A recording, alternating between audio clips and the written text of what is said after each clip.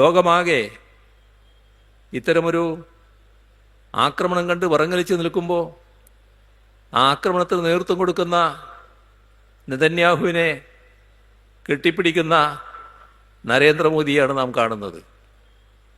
അവർ രണ്ടും ഇരട്ടപ്പറ്റ സഹോദരങ്ങളാണ്.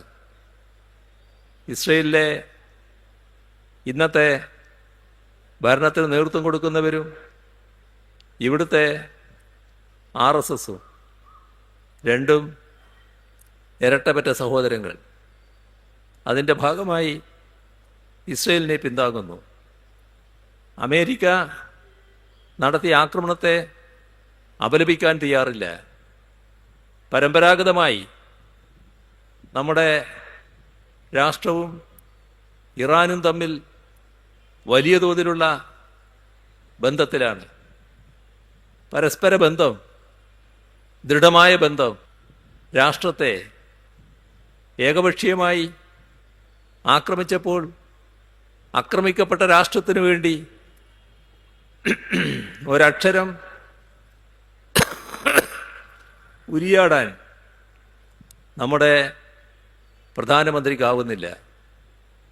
നമ്മുടെ രാജ്യം തീർത്തും മൗനം പാലിക്കുന്നു. ഇത് രാജ്യത്തിന് അവമാനമാണ്. RSSന് അഭിമാനമായിരിക്കും. കാരണം RSSൻ്റെ നയമതമാണ്. കോൺഗ്രസ് നേരത്തെ തുടങ്ങി വെച്ചതും അതാണ്. പക്ഷേ രാജ്യത്തിന് അവമാനമാണ്. ഇന്ത്യ ഉറച്ച സാമ്രാജ്യത്വ വിരുദ്ധ സമീപനം ചേരിചേരാ നയത്തിൽ ഉറച്ചു നിന്നുകൊണ്ട് തന്നെ സ്വീകരിച്ച രാഷ്ട്രമാണ്. അവിടെയാണ് മാറ്റം വരുന്നത്. ഇത് നമ്മുടെ രാജ്യത്തിന് ഭൂഷണമായതല്ല. ലോകമാകെ ഇതിൻ്റെ ഭാഗമായി അസ്വസ്ഥതകൾ പടരുകയാണ്. നമ്മുടെ ഗൾഫ് മേഖലയിലും അസ്വസ്ഥതകൾ പടരുന്നു. കാരണം അമേരിക്കയുടെ സൈനിക താവളങ്ങൾ ഗൾഫിൽ പലയിടങ്ങളിലായിട്ടുണ്ട്. അതിൻ്റെ എല്ലാം ഭാഗമായുള്ള ഒട്ടേറെ അസ്വസ്ഥതകളാണ് വളർന്നു വരുന്നത്. എല്ലാവരും വലിയ ഉത്കണ്ഠയിൽ കഴിയുന്നു. യുദ്ധം ഒന്നിനും പരിഹാരമല്ല.